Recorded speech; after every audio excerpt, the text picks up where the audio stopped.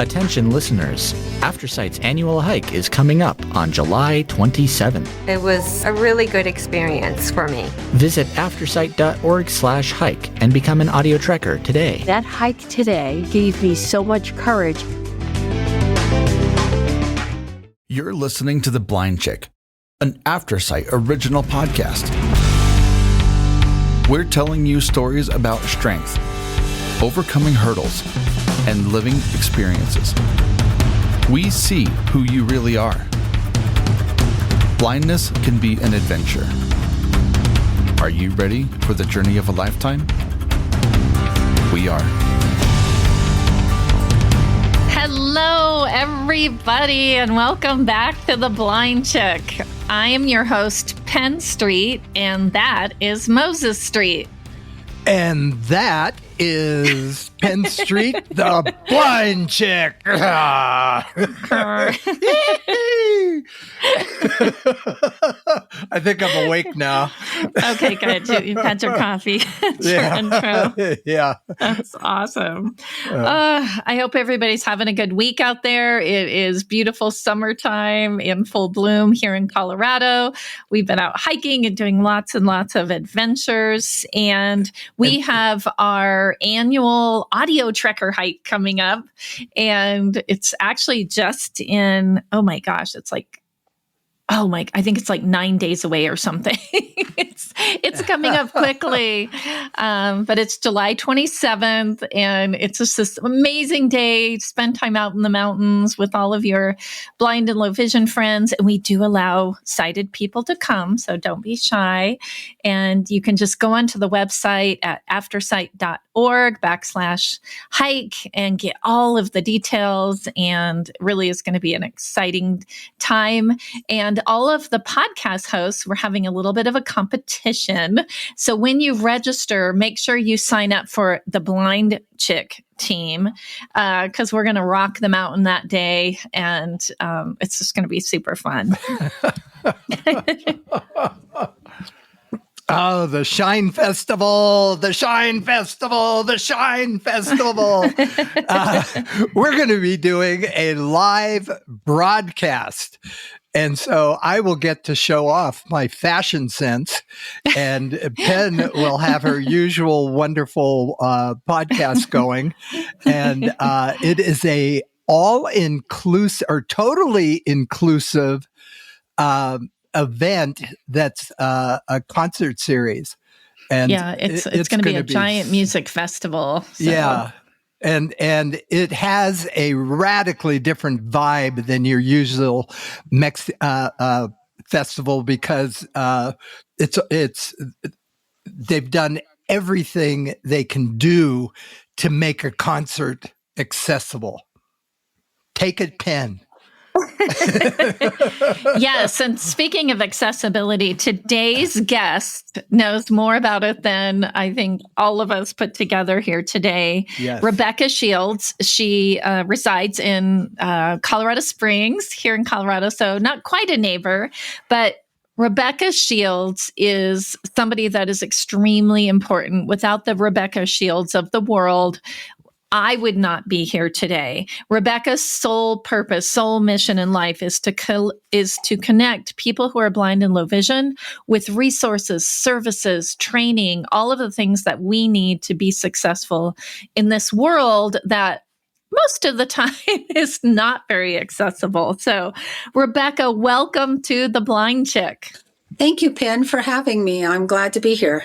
Yeah. So tell us a little bit about yourself, Rebecca. I know you're blind. Were you born blind? What was your blindness journey? Okay. I was born premature and had a lot of oxygen, as many, many people have had that happen. Yes. And after I was a few weeks old, glaucoma set in. And I think my parents probably were not caught off guard completely. I happen to be an only one that they've had, but both of my parents also are visually impaired. And, I think as we get through life and we learn a little more about DNA and about the structure of genetics, we have learned a lot. And I don't think my parents ever really knew all of the answers. So when I was diagnosed with glaucoma and they told them that I would have a significant vision loss for the rest of my life, I think that they definitely went through all the stages that parents do when they find out about their children, but yet maybe they weren't totally surprised. And so my mom went to public school all her life and used print and didn't lose her vision until very soon before I was born. And my dad has always had low vision, and at 92 still has some residual vision. But they were such a blessing to me in my life because I learned so much from what they had lived through. And so when I grew up with a vision loss, it was just life. There wasn't anything special about being blind or visually impaired. I've had some residual vision of light perception and shadows. I also had the blessing of knowing what color is. And when I was very young, and maybe up until my teens, I could see some faces and I could see what color people were wearing. I never could see facial expressions or color of eyes or anything like that. I've never read print. I always was a Braille reader or have been a Braille reader. So my life journey has been, it's just the way of life as for many of us. And so I think my blessing has been that I'm a very strong person of faith. I grew up with being brought up in a very religious home and having to depend on our faith to get us through our journey. And my parents certainly were a perfect example of that. So if that's kind of where that started. With the work that you do now, was that something that you thought you would be doing, or did it just kind of organically happen? I think you're right. It sort of just happened. I've always had very strong work ethic. My parents, growing up in a time when, as you've probably heard or even may know from your own experience, that growing up in many years ago, that blindness was something people definitely were afraid of in our society. It was hidden sometimes. People were not allowed to be out in communities and participate. We all know that. And my parents experienced that. And I think they both experienced looking for work and how hard it was for them. They also it did experience some, people were very prejudiced in some ways, and they were rejected. I remember stories about when they were looking for a place to rent, and a landlord said, "Well, I have no interest in renting to blind people. I'm afraid of that. You might set my house on fire." And at that time, my parents had could not do anything about it. It wasn't against the law. People could do whatever they wanted. That's right. Right. So I grew up like anybody else. I, was quite the little tomboy and climbed trees and rode a trike or a bike. And I did everything everybody else did. My parents, that's how they lived their life. And that's how they taught me to be. And they also taught me to never allow my blindness to hold me back or to paralyze me, to use it as an alibi, to say, well, I can't do that because I'm blind. I mean, oftentimes we do have to explain that there are some things that we're not able to do or need some help with, but not use that as, a reason to an excuse. So I started school at the School for the Deaf and Blind in Colorado Springs when I was 5.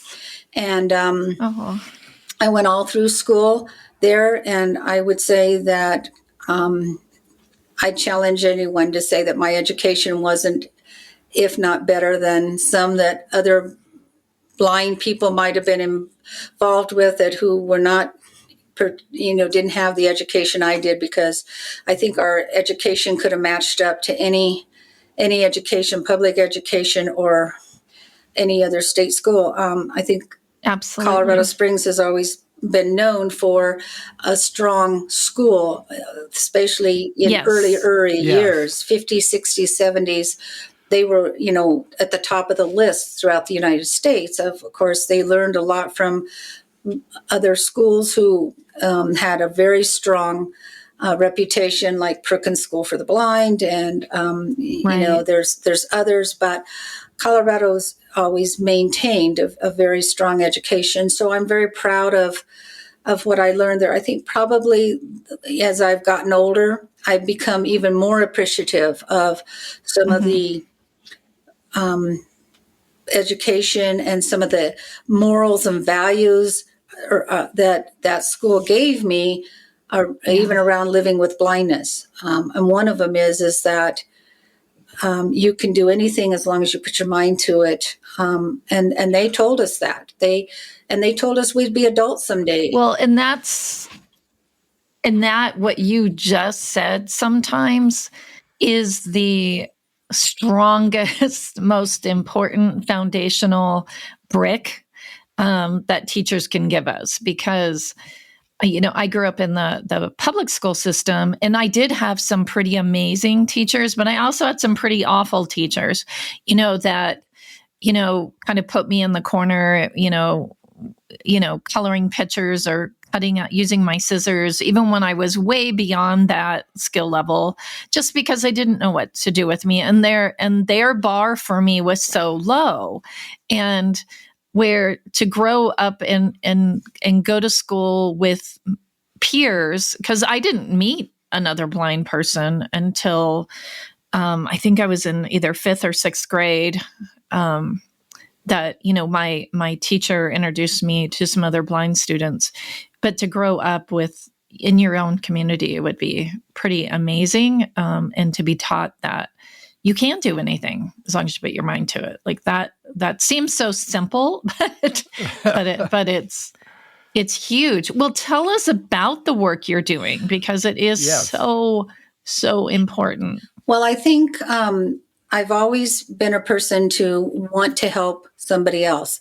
And I think, again, that goes back to my foundation, both at school and at home, where I was taught, you give a hand. You don't always extend your hand and ask for something in return. Exactly. Yeah. And that's what my parents did. They were always involved in our neighborhood and in our community. And I learned that. So after I left school, I went to college, and that was quite an eye-opening experience. I was the only blind person, not only at my school, but in the whole town, because it was a very small rural community.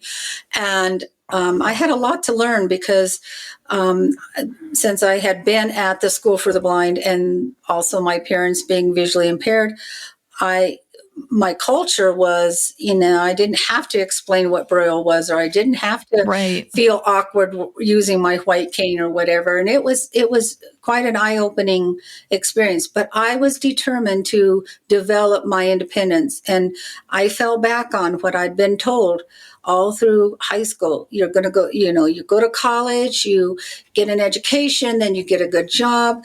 You don't depend on other people. You don't live off the government. They sort of preached that to us, which thank goodness they did. And I was determined to find my independence and my own identity. And I did. I left that school with high honors, with being on the president's list throughout my whole, 2 years there. It was a small community college. Then That's I wonderful. Got married, and, my family came then into my life, and I became a mom and a wife, and tried to fulfill those roles. I'm one of these folks that haven't had amazing experiences, like, being able to travel in many countries. And I've heard a lot about these folks who are visually impaired and have had that. And I sort of missed out on some of that, because I took on regular life experiences, like getting married and having kids and working and being involved in my children's schools and my neighborhood and helping other people and hoping that I could offer them something as they have offered me, and making friends. And I did that. And I came to Colorado Springs after 3 or 4 years of being away from the springs in other parts of Colorado. And by this time, I had one child, and soon after we moved to Colorado Springs, our daughter was born.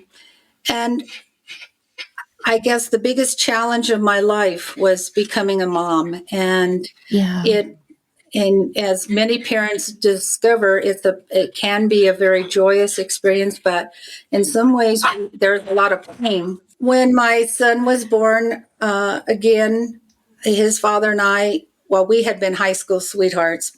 And so we married, like I said, right after I graduated from college. And so when our son was born, we had a surprise. And the first thing we found out was he didn't see. And so when the doctor came in and the pediatrician came in the morning after he was born, I had a very difficult delivery.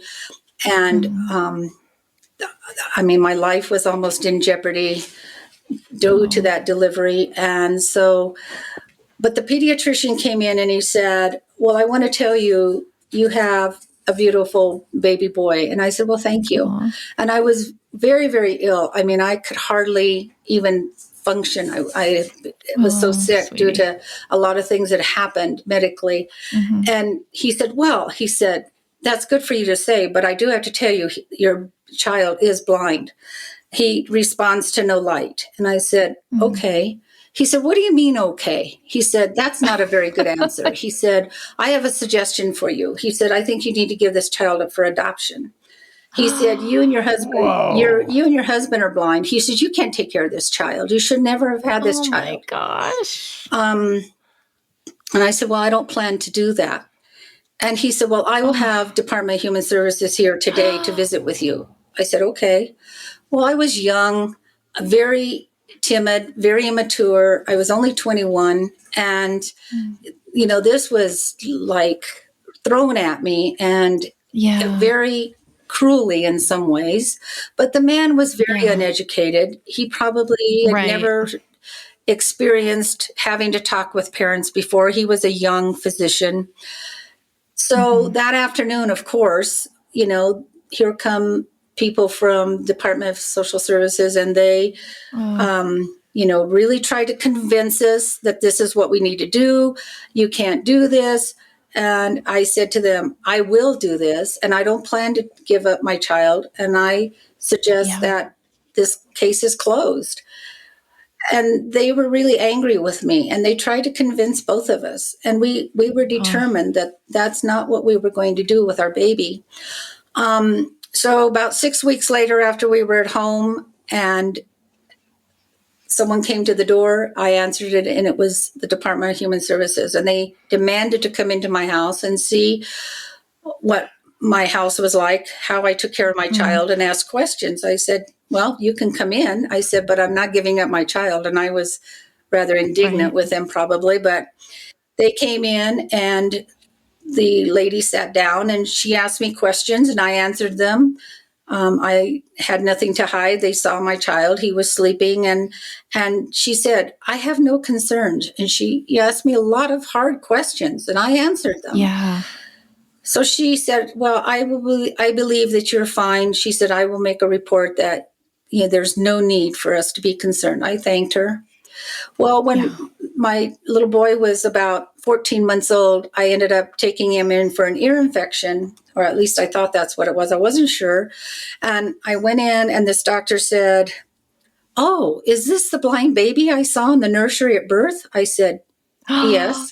He said, oh, well, he said, I think I owe you an apology. I said, excuse me? And he said, I want to tell you I'm sorry. This is probably the cleanest and the healthiest looking child I've seen this week.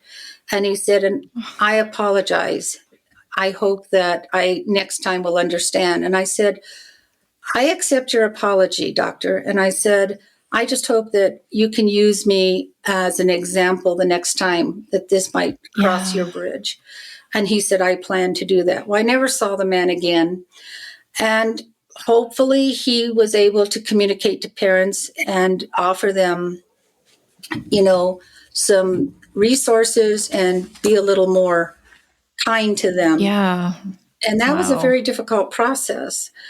Yes. When my daughter was born, 1980, again, we had a disappointment in some ways because we found out she also had the same eye condition that her brother had. And the first, this pediatrician came in, and he wasn't my regular children's plan to be pediatrician. And he said to me, he said, "Why did you ever have this child?" He said, "You already have one blind child. Why do you want another one?" Oh my gosh. Well, he and I had words over that. So those types of situations, my point to you is they strengthen us. They give us stepping stones for the next part of the journey. And it isn't always easy. And we have to gain strength from those types of situations and move on. And then we're ready to help somebody else. Yes, and just fighting those types of prejudice helps everybody. Absolutely. Every little victory just makes it easier for the next guy. So Rebecca, did that kind of get you on thinking about doing the work that you're doing? Like maybe that you could be part of helping other parents in this situation? Not quite yet. I was still determined that I wanted to work in just regular jobs with sighted people. I wasn't going to give up on making sure that just because I was blind, I didn't fit in and that I couldn't do anything anybody else did. Right. I had a very difficult time later after our children were a little older. And their father ended up passing away due to a medical condition, and I ended up being a single parent. And I really struggled at that point, not only being a single parent, but worrying about daycare, worrying about what I was going to do next. And also I had the fear because I was still very uneducated. And I still had the fear about what was going to happen if someone said I didn't take good care of my kids, which I did, but it was always with me. And they both struggled with some issues. My kids have both had a lot of eye surgeries. We tried to preserve their vision. And also my son developed some of the medical issues that his father had had. So it was a real struggle. And we tried to conquer all of that. And I managed. I ended up going to a job and working in a public school with a student who was visually impaired. And I was their Braille instructor. And that was very rewarding. And I think that really started me on the track of trying to get involved, working and fighting my way through life. I was one of the first blind people that student had ever met.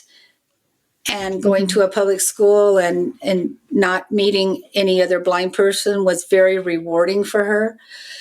Yeah, I worked that job for 2 years, and then I found, and at the same time, I worked another job, and maybe you've heard of them since you're in the Denver area, but I worked for Atlantis Community. Yes, and absolutely. I ended up being the liaison for the visually impaired for El Paso County, which was a big job at the time, and it was a very hard job.